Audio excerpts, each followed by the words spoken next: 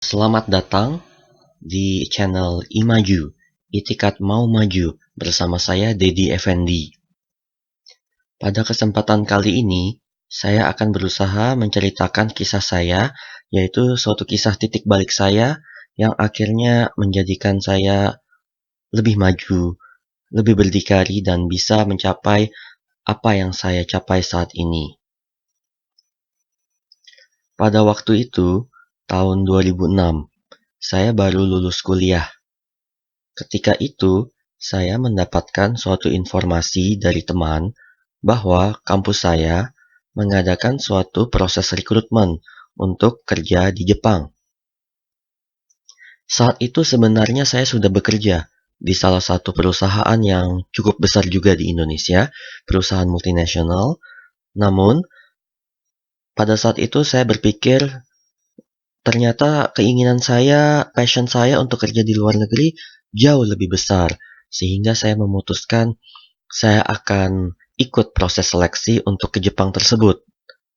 Nah, ketika mengikuti proses seleksi, ternyata membutuhkan waktu yang lumayan lama. Saya harus mungkin cuti atau bolos izin beberapa hari. Padahal, karena baru lulus kuliah, saya baru masuk di tempat kerja itu. Jadi, perasaan sangat tidak enak kalau misalnya harus bolos izin untuk tes kerja di tempat lain. Saat itu saya memutuskan dengan full fokus, saya bilang ke bos saya, dengan jujur saya bilang, maaf bos, saya ingin keluar dulu, resign, karena ingin mengambil kesempatan yang lebih baik di tempat lain. Ya, mungkin karena terlalu jujur, akhirnya sempat kena marah juga waktu lagi keluar. Tapi hal itu tidak mengurungkan niat saya tetap ikut proses seleksi.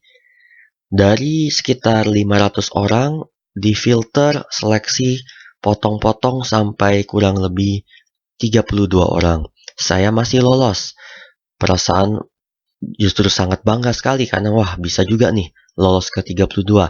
Tinggal butuh sebenarnya ada satu tahap lagi atau sebenarnya dua tahap, tapi ada satu tahap yang besar dan satu tahap yang kecil lagi.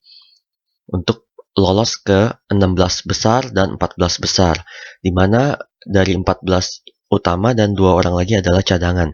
Jadi 16 orang, 14 utama, 2 cadangan. Ternyata untuk lolos ke 16 besar, saya dinyatakan gagal. Saat itu sangat sedih sekali karena saya merasa sudah mempertaruhkan semuanya. Saya sampai berhenti kerja, sampai waktu itu mama saya bilang, kok sudah bekerja malah berhenti, terus malah nganggur sekarang. Kenapa kemarin gak lanjut kerja gitu? Itu beban mentalnya sangat berat sekali waktu itu. Ketika saya dinyatakan gagal, saya tidak mau berhenti begitu saja.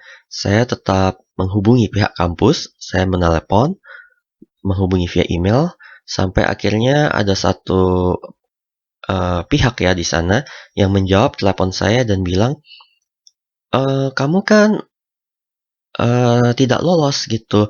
Jadi kalau nama kamu tidak keluar, ya sudah tidak mungkin diterima lagi. Karena 16 orang yang lolos itu, mereka sudah confirm akan datang pelantikan esok hari. Nah, waktu itu saya tahu, wah ternyata pelantikan esok hari. Dan ya karena saya tidak lolos, saya tidak dapat informasi seperti demikian. Tapi keesokan harinya, saya berusaha tetap ingin pergi karena ingin melihat siapa-siapa saja yang dilantik dan sebagainya. Begitu saya sampai, saya lihat dari kejauhan saja. Tentu dari jauh, tidak bisa dari dekat, karena kan saya tidak diundang di upacara pelantikan tersebut. Nah, dari jauh saya melihat, saya memvisualisasikan seandainya diri saya yang di sana, saya memvisualisasikan dan terus tentu saja berdoa kepada Tuhan juga. Seandainya saya di sana, saya pasti akan melakukan yang terbaik dan tidak akan bikin malu. Saya pasti akan menjadi yang terbaik. Lalu, malamnya ketika saya pulang, ya tentu dengan perasaan yang sebenarnya tidak enak juga ya. Kurang enak karena merasa ditolak, merasa gagal, dan merasa kehilangan kesempatan. Terus saya berpikir malam itu, hal kecil apa lagi yang masih bisa saya lakukan untuk ini? Karena saya ingin memberikan mungkin 100% atau bahkan 200% dari upaya saya untuk mendapatkan kesempatan kerja di Jepang tersebut. Lalu, muncul suatu ide. Saya kemudian muncul ide untuk mengirimkan email kepada orang-orang Jepang. Karena waktu proses interview tersebut, saya kan mendapatkan kartu nama dari orang Jepang yang menginterview saya. Jadi saya punya email address mereka. Tapi kendalanya adalah bahasa, karena waktu interview kan juga pakai bahasa Inggris. Jadi karena saya tidak bisa bahasa Jepang pada waktu itu, akhirnya saya email dalam bahasa Inggris. Intinya kurang lebih isinya, mohon berikan saya kesempatan lagi, saya akan buktikan saya adalah kandidat yang terbaik untuk perusahaan Bapak.